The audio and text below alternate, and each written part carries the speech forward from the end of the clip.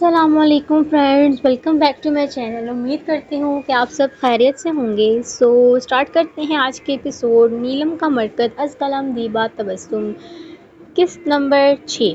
وہ national high ویز کی footage دیکھ رہا تھا۔ سامنے ہی اسٹڈی ٹیبل پر 2 نیلے رنگ کی فائلز تھیں جس میں نیشنل ہائی وے N10 اور کراچی کی گوادر N25 کراچی چمن کی ڈیٹیلز تھیں، اور ساتھ ہی ان ہائی ویز پر موجود پولیس ڈیوٹیز کی بھی ڈیٹیلز تھیں۔ وہ انہماک سے ان کو اسٹڈی کر رہا تھا جب عالیہ بیگم اندر آئیں۔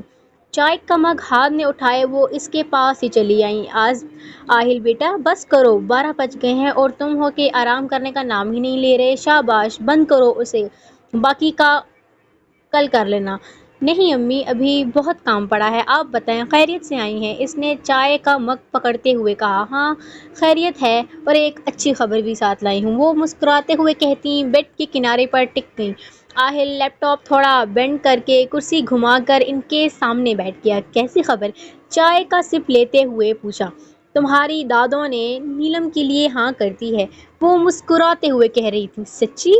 آہل مگ ٹیبل پر رکھتے ان کا ہاتھ دباتے بولا۔ ہاں بھائی، ایک دم سچ، اور منع کرنے کا جو جواز ان کے پاس تھا وہ تو تمہاری محنت اور لگن نے ختم کر دیا۔ ان کو چاہیے ہی کیا؟ اور وہ آہل کے چہرے پر پیار سے ہاتھ پھیرتے ہوئے بولی تھی۔ پھر کب جا رہے ہیں ہم؟ وہ بے صبرا ہوا۔ کل ہی چلتے ہیں، تمہارے بابا بھی کل فارغ ہوئے ہیں، اور نیک کام میں دیری کیوں؟ انہوں نے اس کی تھوڑی پکڑتے پیار سے کہا۔ شکریہ امی، آپ بہت اچھی ہیں۔ وہ بچوں کی طرح ان کے سینے سے لگا کہہ رہا تھا۔ وہ جانتا تھا کہ انہیں نیلم بہو کے روپ میں نہیں پسند، مگر صرف اس کی خاطر وہ مان گئی تھی۔ آپی، ہمیں نہیں کرنی آہل بھائی سے شادی، ہم بتا رہے ہیں، ہم سب کے سامنے منع کر دیں گے، پھر ہمیں مت کہیے گا کہ ہم نے بابا کی انسلٹ کر دی۔ وہ سفید اور گلابی رنگ کے گھیرے دار فراک کو اٹھا کر دور پھینک چکی تھی۔ سائیکا اسے تیار ہونے کا کہہ آئی تھی۔ دادوں کا خیال تھا کہ آج ہی منگنی کی تاریخ رکھ دیں اور خاندان بھر میں بات پھیلا دیں، جو کہ بقیہ رشتہ داروں کی امید لگا بیٹھے ہیں، سب کو ایک ہی بار جواب مل جائے۔ گڑیا ضد نہ کرو، تیار ہو جاؤ، تایا لوگ آنے ہی والے ہوں گے، اور دیکھو ایسا کر کے تمہیں کیا ملے گا؟ دادوں کی ضد سے تو آگاہ ہو نا تم۔ سائیکا نے گھٹنوں میں سر دیے ہچکیوں سے روتی نیلم کے بال سہلائے۔ ہمیں کچھ نہیں سننا، آخر ہمارا کیا قصور ہے؟ کس جرم کی سزا دے رہی ہیں دادو ہمیں؟ ہم پڑھنا چاہتے ہیں، یونیورسٹی جانا چاہتے ہیں، لیکچرر بننا چاہتے ہیں، تو منع کس نے کیا ہے تجھے؟ چلی جانا یونیورسٹی بھی، مگر شادی کے بعد، آہل کی اجازت کے بعد۔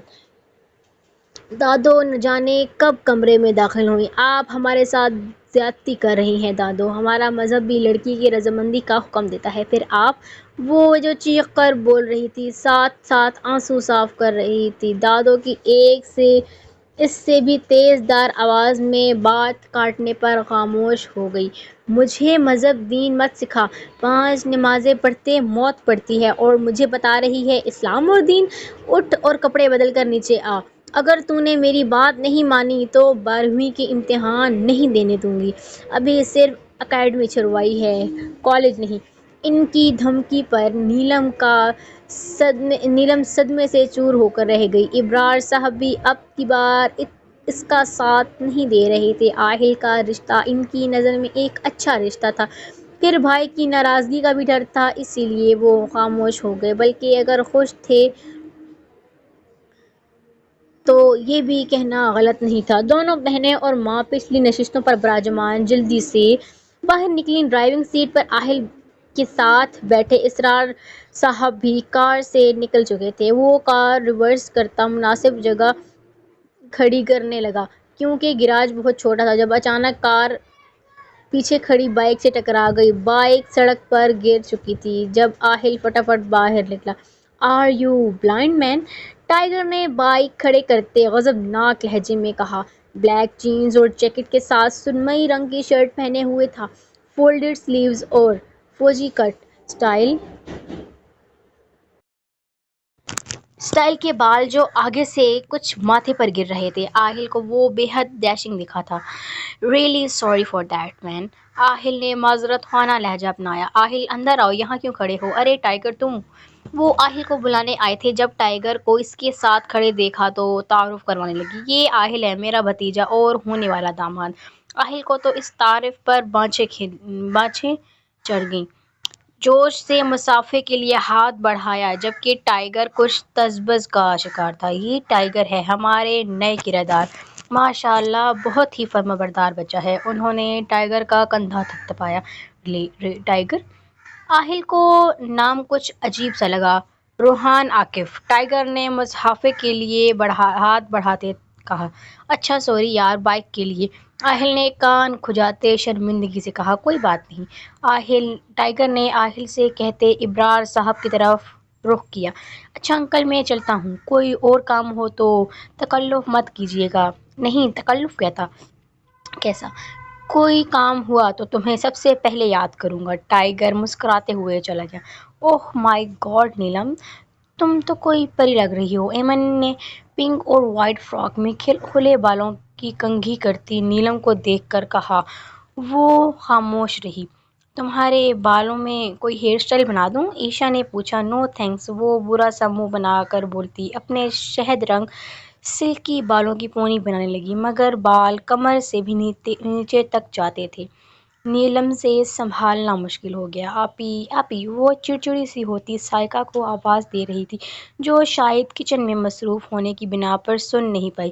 اف نیلم، دو میں بنا دیتی ہوں۔ عائشہ ڈریسنگ کے پاس آ کر اس کے ہاتھ سے برش تھام کر بولی۔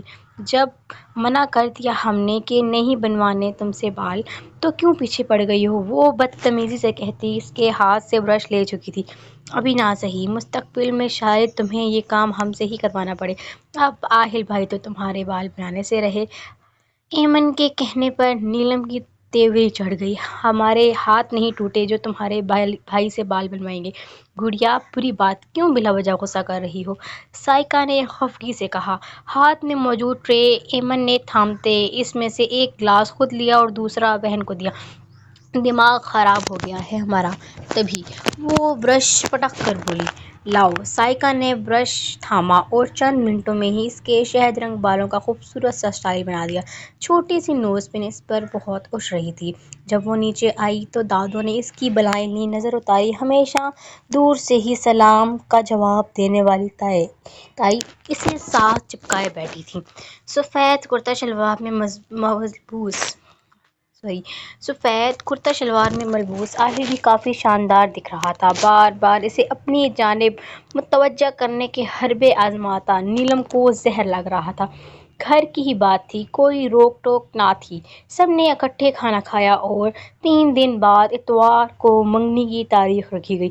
یہ تو سراسر زیادتی ہو رہی ہے میرے ساتھ۔ مجھے میٹھا کروانا چاہیے اور یہاں امی ہی سب کیے جا رہی ہیں، نکاح نامے پر بھی انہی سے سائن کروانا۔ آہل نے سائقہ کے کان میں سرگوشی کی۔ دادو سے کہتی ہوں تمہاری یہ خواہش پوری کر دیں۔ وہ شرارتی لہجے میں بولی۔ ارے کیا سالی صاحبہ، جب یہ کام آپ خود کر سکتی ہیں تو پھر دادو کو کیوں تکلیف دیں؟ وہ سنجیدگی سے مذاق کر رہا تھا۔ شکل دیکھو، دادو کے نام پر ہی ہوائیاں اڑ جاتی ہیں۔ اب ایسی بھی بات نہیں، کر دو نا یہ کام پلیز، وہ ملتجی لہجے میں بولا۔ چلو کر دوں گی، کیا یاد کرو گے، اتنی سخی دل سالی ملی ہے۔ وہ ہنس دی۔ آہل ماں اور دادی کے درمیان منہ پھلائے بیٹھی نیلم کو دیکھ رہا تھا۔ نظر تھی کہ ہٹنے کا نام ہی نہیں لے رہی تھی اور دل تھا کہ بے اختیار ہی ہوتا جا رہا تھا۔ جان بن گئی تھی یہ لڑکی، آہل اصرار کی۔ 1-2 پنز انف تھیں آپی نے، دنیا جہان کی پنز ہمارے ہی سر پر لگانی تھیں۔ وہ شدید جھنجھلاہٹ میں مبتلا ہیئر پنز اتار رہی تھی جب ڈریسنگ مرر میں اپنے پیچھے آہل کا عکس ابھرتا دیکھا۔ نیلم کا حلق تک کڑوا ہو گیا۔ میں ہیلپ کر دوں؟ شرارت آنکھوں میں ناچ رہی تھی۔ آپ ہمارے کمرے سے جاتے ہیں کہ ہم دادو کو بلائیں؟ وہ غصہ ضبط کرنے کی کوشش میں سرخ ہوتی اور حسین لگنے لگی۔ ہمارا کمرہ بھی بولتی ہیں اور جانے کو بھی کہتی ہیں، اٹس ناٹ فیئر۔ وہ ڈریسنگ ٹیبل کے کنارے ٹک گیا۔ ہم ہی چلے جاتے ہیں۔ نیلم اس کی طرف سے مایوس ہو کر جانے کو مڑی تھی جب وہ اس کی راہ میں حائل ہو گیا۔ میں تو گڑیا کا منہ میٹھا کروانے آیا تھا۔ آہل نے مٹھائی کا ڈبہ پکڑ رکھا تھا۔ اس میں سے ایک گلاب جامن نکال کر نیلم کے سرخی مائل ہونٹوں کی جانب بڑھایا۔ ہماری زندگی برباد کر کے اس میں زہر گھول کر آپ ہمارا منہ میٹھا کروانے آئے ہیں۔ وہ اس کا ہاتھ چھٹک چکی تھی۔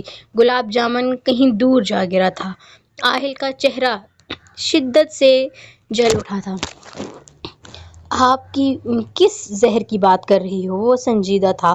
آپ کی وجہ سے، صرف آپ کی وجہ سے دادوں نے ہماری اکیڈمی ختم کروا دی اور اب یونیورسٹی سے بھی منع کر دیا۔ ہمارا لیکچرر بننے کا خواب صرف آپ کی وجہ سے چکنا چور ہو گیا۔ وہ چلاتے ہوئے بول رہی تھی۔ یہ اس کی عادت تھی، مزاج کے خلاف بات پر چیخنا اور روتے ہوئے بات کرنا۔ Stop crying! آہل نے اسے بازو سے پکڑ کر بیڈ پر پٹکا۔ نیلم نے کھا جانے والی نظروں سے اسے دیکھا۔ دیکھ گڑیا، مجھے نہیں پتا دادو ایسا کیوں کر رہی ہیں، نہ ہی اس بارے میں میری ان سے کوئی بات ہوئی، مگر میں پرامس کرتا ہوں خود ایڈمیشن کرواؤں گا تمہارا یونی میں، جس میں تم کہو گی بس خوش۔ وہ اس کے پاس نیچے گھٹنے موڑ کر بیٹھ گیا۔ اور اکیڈمی نہیں نا گڑیا، وہاں لڑکے تمہیں کوئی بھی نقصان پہنچا سکتے ہیں۔ آہل نے ہاتھ بڑھا کر اس کے آنسو صاف کرنے چاہے۔ بچے نہیں ہیں ہم جو کوئی بھی ہمیں نقصان پہنچا کر چلا جائے اور ہم دیکھتے رہیں۔ وہ اس کا ہاتھ جھٹک کر بولی۔ اچھا غصہ تو نہ کرو، میں دادوں سے اجازت لینے کی کوشش کروں گا۔ وہ بہلانے لگا۔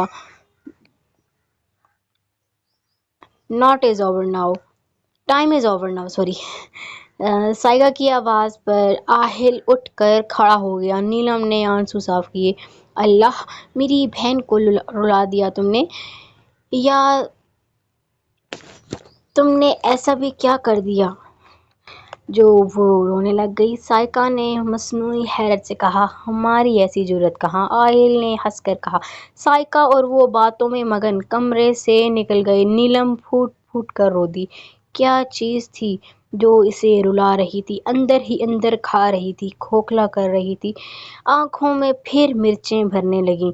وہ دونوں گھٹنے بازوؤں کے خیسار میں لیے ان پر سر رکھے ہچکیوں سے رونے لگی۔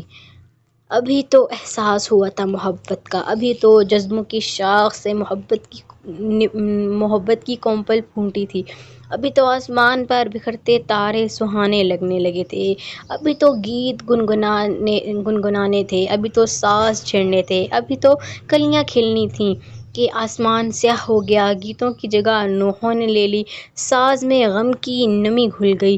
سب ختم ہو چکا تھا شروع ہونے سے پہلے ہی۔ بڑی سی میز کے اوپر بالکل درمیان میں بلب لگا اور اس کے وسط میں سفید رنگ کا چارٹ پڑا تھا جس کے اوپر پنسل سے کسی راستے کی اسکیچنگ کی ہوئی تھی۔ وہ بڑے غور سے اس کا جائزہ لے رہا تھا جب انس اندر آیا۔ اس کے ایک ہاتھ میں چھوٹا سا ڈبہ تھا اور وہ منہ میں کچھ چبا رہا تھا۔ یہ لو۔ انس نے ڈبہ اس کے آگے کیا۔ کیا ہے؟ ٹائیگر نے ڈبے میں جھانکتے بغیر پوچھا۔ وہ اب تک ہاتھ میں پکڑی پنسل سے چارٹ پر نشان لگا رہا تھا۔ مٹھائی ہے، ابرار انکل دے کر گئے ہیں۔ ان دختر کی بات پکی ہو گئی ہے اور اتوار کو منگنی ہے۔ انس اس کے برابر والے اسٹول پر چڑھ کر بیٹھ گیا۔ مجھے نہیں کھانا اتنا میٹھا۔ وہ اس کی جانب دیکھے بغیر مصروف ہو گیا۔ کھا لے، ڈائن کی نہیں بڑی والی کی ہوئی ہے، ابھی تو وہ چھوٹی ہے بہت، انس نے ہنستے ہوئے کہا۔ جواباً ٹائیگر نے سرد نظروں سے اسے گھورا، پنسل بھی ہاتھ میں ہی موڑ دی۔ مجھے ایسا مذاق پسند نہیں آئی سمجھ؟ ٹائیگر کے غصہ ہونے پر انس کچھ خفیف سا ہوا۔ یار میں تو بس مذاق کر رہا تھا، ظاہر ہے بڑی بیٹی کی ہی منگنی ہوگی، چھوٹی والی تو بھی بہت کم عمر ہے۔ انس نے فضول وضاحت دی۔ بڑی ہو کہ چھوٹی، میری طرف سے جہنم میں جائیں دونوں، یہاں ہماری زندگیوں کا سوال ہے اور تمہیں فضول بحث سوجھ رہی ہے۔ وہ اسے اچھی خاصی سنا کر اب پھر سے ایک چارٹ کھول چکا تھا۔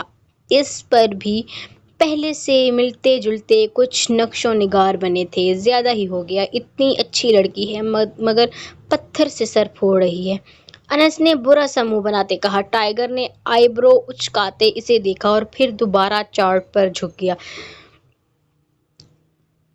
اور آہستہ سے بولا، تم یہ بات اسے کیوں نہیں سمجھا دیتے؟ سمجھا دوں گا، اگر عقل ہوئی تو جلد سمجھ آئے گی۔ انس نے ایک اور گلاب جامن منہ میں رکھا۔ عورت ذات میں عقل اور حسن کبھی ایک ساتھ نہیں رہ سکتے، ٹائیگر نے تبصرہ کیا۔ تمہاری فضول سوچ ہے اور اس کا کچھ بھی نہیں ہو سکتا، انس نے بڑبڑاتے ہوئے کہا اور ڈبہ لے کر باہر چلا گیا۔ سیکنڈ گزرے، منٹ گزرے، گھنٹے گزرے، پھر دن، یہاں تک کہ اتوار کا دن بھی آن پہنچا۔ رونق تو اتنی نہ تھی، صرف اسرار صاحب کا گھرانہ اور دو رشتہ دار فیملیز آئی ہوئی تھیں۔ نیلم کو سجا سنوار کر نیچے ہال میں لے جایا گیا جہاں منگنی کا فنکشن رکھا گیا تھا۔ عالیہ بیگم نے انگوٹھی نکالی اور نیلم کے ہاتھ دینے کا اشارہ کیا، مگر وہ چوڑیوں سے سجے ہاتھوں کو گود میں چھپانے لگی۔ وہ حیران سی ہوتی سب کو دیکھنے لگی۔ جب دادو کے اشارے پر صائقہ آگے بڑھی اور ہاتھ تھامنے لگی، نیلم زور سے نفی میں سر ہلا رہی تھی۔ نین کٹورے بھی چھلکنے کو بےتاب ہونے لگے، گہری آنکھوں میں آنسو کے ننھے ننھے قطرے چمک رہے تھے۔ صائقہ کی تنبیہ کرتی نظروں پر اس نے بے دردی سے لب کاٹتے آنسو اپنے اندر اتارے تھے۔ وہ جو ہر بات ضد کر کے منوا لیتی تھی، آج ہار گئی تھی۔ وہ چھوٹی تھی، سب اسے چھوٹا اور ناسمجھ جان کر اس کی رضا کی پرواہ نہیں کر رہے تھے، مگر وہ تو نہ جانے میں دل میں اس رشتے سے فرار کے لیے کیا کیا منصوبے بنا چکی تھی۔ انگوٹھی پہنا دی گئی تھی، ہال میں تالیوں کی آواز گونجنے لگی، نیلم کے سر پر گویا ہتھوڑے برس رہے تھے۔ وہ بے بسی سے بیٹھی مسکراتے سرشار سے آہل کو اپنی جانب تکتا دیکھتی رہی، پھر وہ زیادہ دیر مہمانوں میں نہیں بیٹھ سکی۔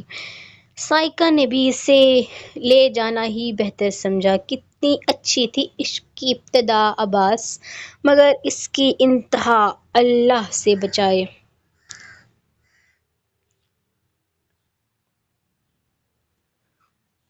آؤ صائقہ، گلی میں کسی بچے کو بول ساتھ والے گھر سے ٹائیگر یا انس کو بلا دیں، تیرے ابا تو جانے کب آئیں، میرا ڈرامہ نکلا جا رہا ہے۔ دادو تخت پر بیٹھی اونچی آواز میں بولیں۔ اچھا دادو، کہتی ہوں۔ صائقہ نے جلدی سے برتن وہیں چھوڑے اور باہر گیٹ تک آئی۔ تھوڑی دیر بعد ٹائیگر دروازے سے اندر آیا۔ صائقہ کو گراج میں کھڑے دیکھا تو پوچھنے لگا، کوئی کام تھا آپ کو؟ جی، وہ ذرا چھت پر جا کر کیبل کی تار تو ٹھیک کر دیں، پتہ نہیں کیا ہوا ہے، کوئی چینل صحیح نہیں آ رہا۔ ٹائیگر بیٹا، دادو کی آواز پر صائقہ نے اسے اندر جانے کا اشارہ کیا۔ جی دادو۔ ارے بیٹا، کیبل کو دیکھ دو کیا ہوا ہے۔ دادو نے ہاتھ ہلاتے نخوت سے کہا، میں دیکھتا ہوں۔ ٹائیگر چھت پر جانے کے لیے سیڑھیاں چڑھنے لگا۔ آپ رہنے دیں، میں دیکھ لوں گا، صائقہ کو اپنے پیچھے چھت پر آتا دیکھ کر اس نے کہا۔ صائقہ سر ہلاتی دوبارہ کچن میں چل دی۔ نیلم نے ٹائیگر کو سیڑھیاں چڑھتے دیکھا اور پھر صائقہ کو اکیلے واپس جاتے۔ دل پہلے ہی بھرا پڑا تھا، اب چونکہ مجرم بھی سامنے تھا اور کچھ قدموں کی دوری پر تھا تو کیوں دیر کیوں کرتی۔ تبھی جلدی سے اپنے روم کا دروازہ بند کر کے چھت کی سیڑھیاں چڑھنے لگی۔ وہ شاید بچپن سے ہی اتنی جذباتی تھی، ضدی تھی، بات کو چٹکیوں میں اڑا دینے والی، مگر اب دل پر لگی تھی تو چٹکی میں بات اڑ ہی نہیں رہی تھی۔ ٹائیگر اسٹول پر کھڑا ٹیبل کی تاروں سے کشیدیاں کرنے میں مصروف تھا۔ تھوڑی دیر بعد ہاتھ جھاڑتا اسٹول سے نیچے چھلانگ مار گیا، مگر جوں ہی نظر نیلم کی جانب پڑی چند پلکوں جیسے ٹھہر گیا۔ وہ حد درجہ غمگین لگ رہی تھی، مگر وہ نظر انداز کر گیا۔ پاس ہو کر گزر کر جانا چاہتا تھا جب وہ راستے میں حائل ہو گئی۔ ٹائیگر نے دانت پیس لیے، ساتھ ہی چہرہ بھی موڑ لیا۔ وہ اسے دیکھنا نہیں چاہتا تھا، وہ سورج جس کے حسن کے دیوانے اسے جینے نہیں دیتے تھے، وہی حسن اس کے پاس چل کر آتا تھا اور وہ نگاہ غلط تک نہ ڈالتا تھا۔ بہت خوش ہوں گے نا آپ اس انگوٹھی کو ہمارے ہاتھ میں دیکھ کر، اس نے اپنے ہاتھ کی پشت اس کی جانب کرتے ہوئے کہا، جس میں سونے کی انگوٹھی اپنی فتح پر مطمئن تھی۔ ٹائیگر کو حیرت ہوئی۔ انس نے تو کہا تھا کہ اس کی بڑی بہن کی منگنی ہوئی۔ بڑی کی ہو یا چھوٹی کی، مجھے کیا۔ اگلے ہی پل اس نے سر جھٹکا۔ ہماری منگنی کا سن کر بہت خوشی ہوئی ہوگی نا آپ کو، سوچا ہوگا جان چھوٹی، وہ برہمی سے کہہ رہی تھی۔ ایک آنسو بھی چھلک پڑا۔ ٹائیگر کو کوئی فرق نہ پڑا، وہ تو بس جانے کے لیے پر تول رہا تھا، مگر وہ کالی بلی کی طرح راستہ کاٹے کھڑی تھی۔ منگنی ہماری جس سے مرضی ہو، شادی تو ہم آپ سے ہی کریں گے۔ ضدی بچے سا لہجہ تھا اس کا۔ مجھے آپ کی فضول گوئی میں کوئی دلچسپی نہیں، راستہ چھوڑیں۔ ٹائیگر نے ناگواری سے کہا۔ آپ کے ہر راستے پر نیلم کھڑی ہے، ہم سے فرار حاصل کریں گے تو جان لے لیں گے، آپ کی بھی اور اپنی بھی۔ وہ تمام فاصلے سمیٹتی اس کا کالر پکڑ چکی تھی۔ سبز آنکھیں، سیاہ آنکھوں میں گاڑے وہ مقابل کے چاروں شانے چت کرنے کا حوصلہ رکھتی تھی۔ آپ نے دوبارہ ایسی حرکت کی تو میں انکل کو سب بتا دوں گا۔ آپ کی بدتمیزیاں بہت برداشت کر لیں میں نے، ناؤ اٹس انف۔ سنا آپ نے؟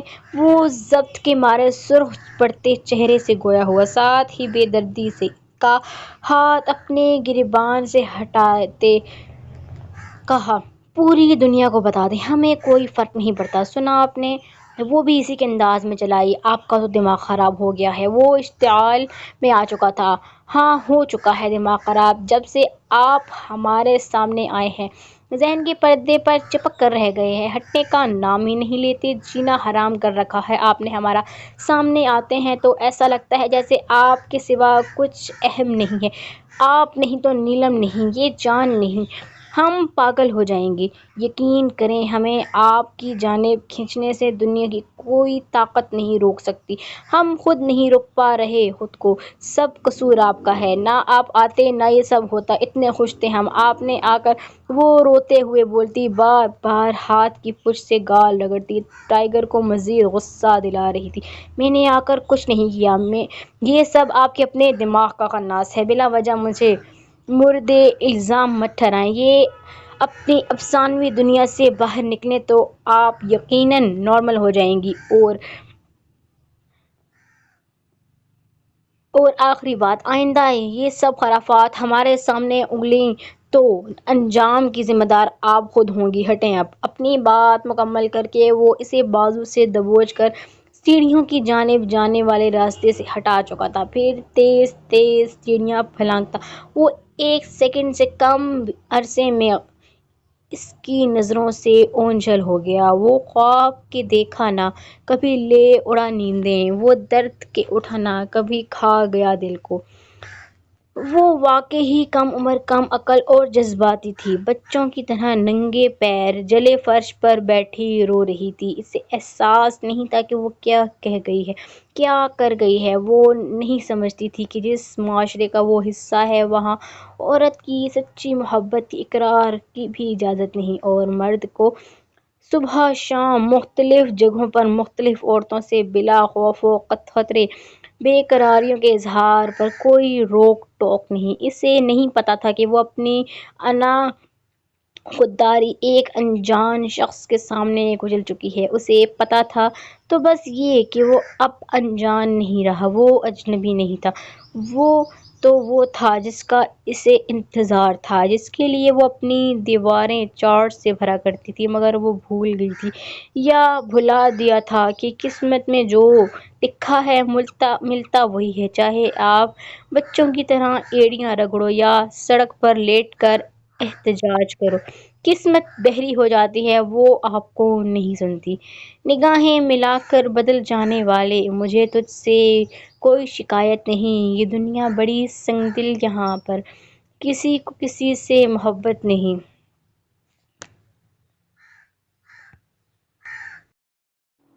فارم ہاؤس میں داخل ہوتے ایگل نے چاروں طرف نظر دوڑائی۔ کیا کمال کی جگہ تھی! ایک طرف ریگستان لگتا تو دوسری طرف بہار کا سماں۔ بہت سے مذہبی چولے میں ملبوس افراد ٹرکوں پر سامان لوڈ کر رہے تھے، بڑی بڑی بوریاں کندھوں پر ڈالے وہ بہت مصروف نظر آ رہے تھے۔ یہ تین ٹرکوں میں کیا رکھا جا رہا ہے؟ ہم کچھ مدد کر سکتا ہے کیا؟ ایگل نے اپنے سامنے ہی پجاروں کی پچھلی نشست پر بیٹھے ڈیک کو مخاطب کیا۔ نہیں، تم اس میں کوئی مدد نہیں کروا سکتے، یہ تمہارا کام نہیں ہے، ڈیک نے سختی سے کہا۔ ارے واہ، تم بھی ایماز کی طرح روب جھاڑنے لگ گئے کیا؟ ایگل نے برا مانتے کہا، اوہو ایسی بات نہیں ہے یار، یہ سب اسلحہ ہے اور بلوچستان پہنچانا ہے، یہ کام شیر دل کرے گا، so don't worry about it.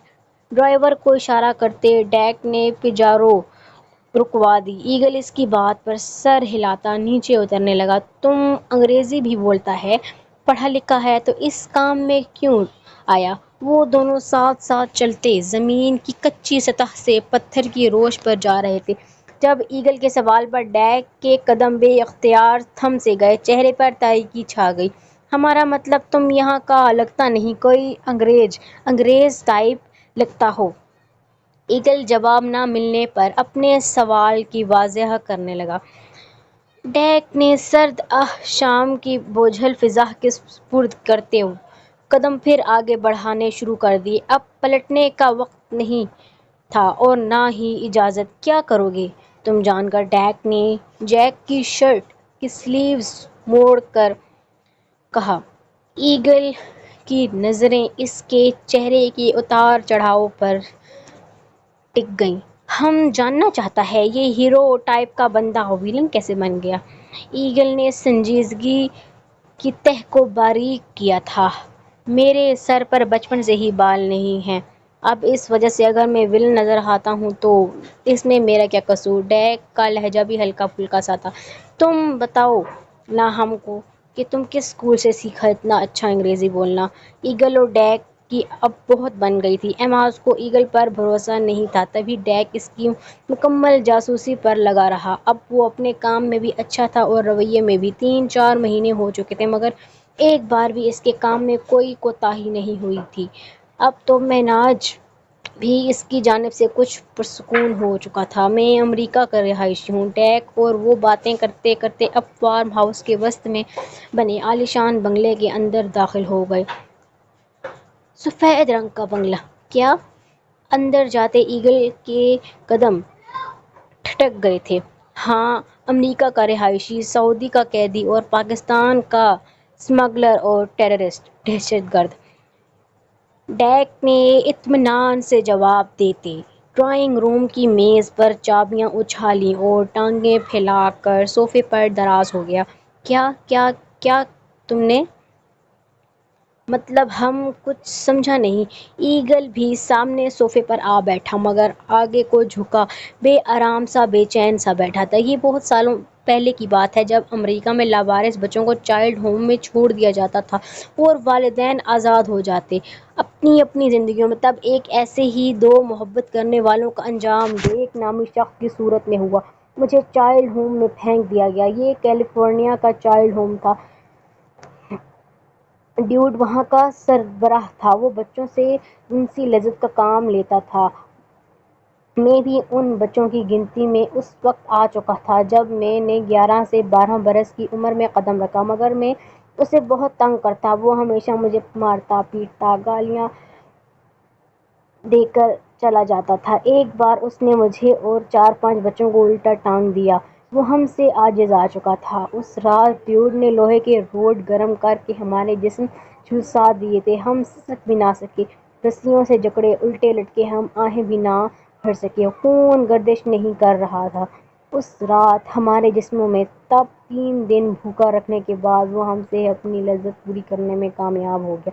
ہماری ویڈیوز بنائی۔ تب میں 14 برس کا تھا۔ وہ رات بہت بھیانک تھی۔ میں نے بہت کوسا تھا اپنی زندگی کو۔ میرا جسم غلاظت سے بھر چکا تھا اور اس کا ثبوت اس شیطان کے پاس محفوظ تھا۔ میرے بال بھی اس رات لوہے کے گرم راڈ کے ساتھ ہی چپک چپک کر ختم ہو چکے تھے۔ میری نیلی آنکھیں، صاف شفاف رنگت، پرکشش نقوش، اس کے سعودی ساتھی کو بہت بھائے اور میری ڈیل کر لی گئی۔ ایک رات میں سویا تو 2 راتوں بعد سعودیہ میں میری آنکھ کھلی۔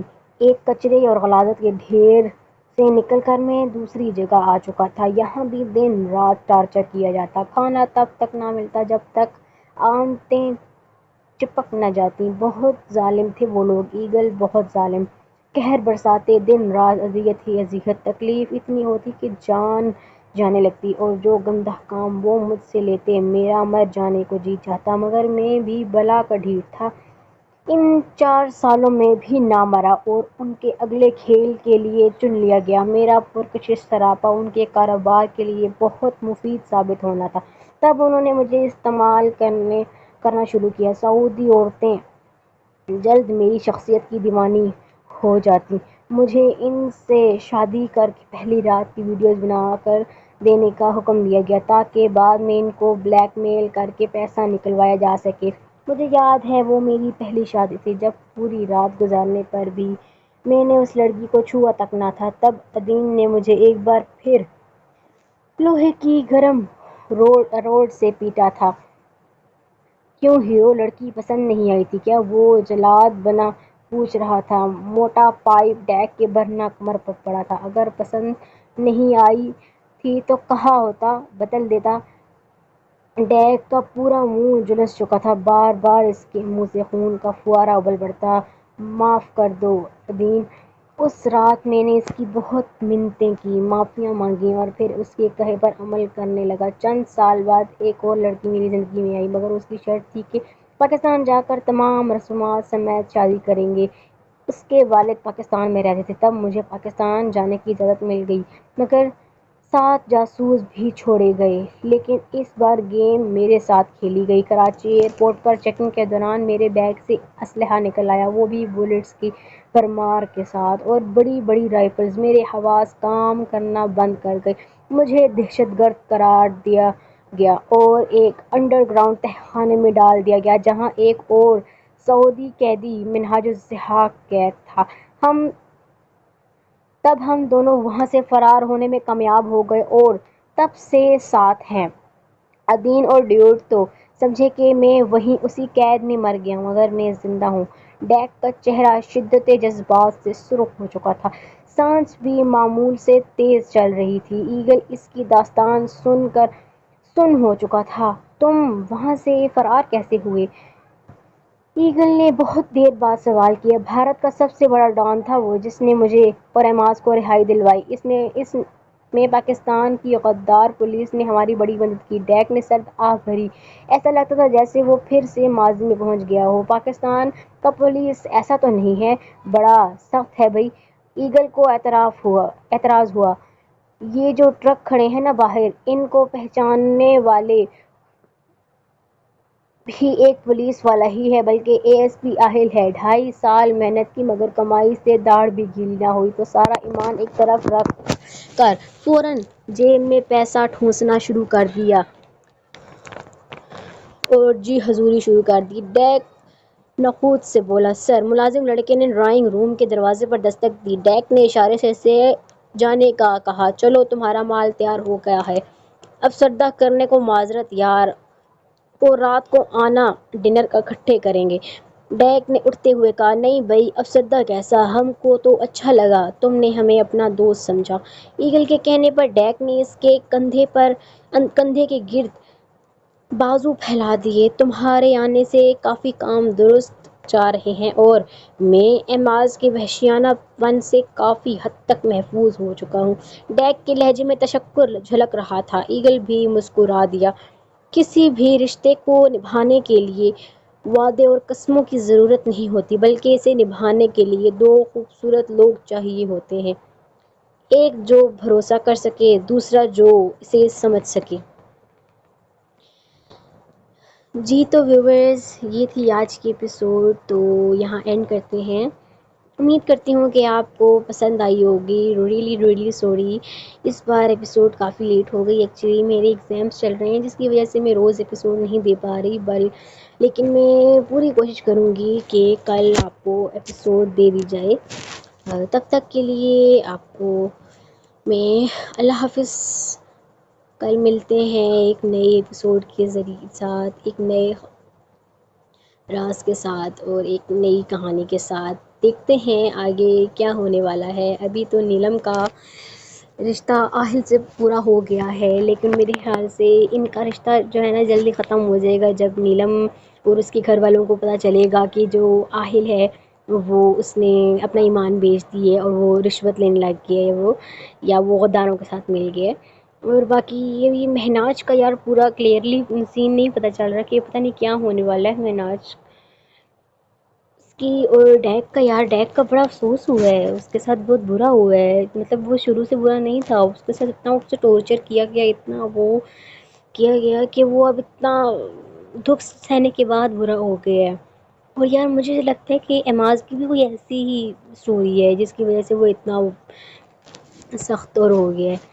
باقی ابھی تک کوئی پراپرلی سب کچھ آیا نہیں ہو رہا۔ اور رہی ایگل کی بات، یار مجھے ایگل جو ہے نا وہ اس طرح کا بندہ لگتا نہیں ہے، مجھے ایسا لگتا ہے کہ جیسے کہ ایگل جو ہے نا وہ کوئی راز کھوجنے کی کوشش کر رہا ہے یا کوئی انویسٹیگیٹ کرنے کی کوشش کر رہا ہے ان کے ساتھ مل کر نا۔ بہرحال ہم کچھ کہہ نہیں سکتے ہیں، چلیں جی، باقی جو ہے انشاءاللہ کل تک یا پرسوں تک میں ایپیسوڈ پکا دے دوں گی۔ باقی دعاؤں میں یاد رکھیے، اپنا خیال رکھیے، اللہ حافظ۔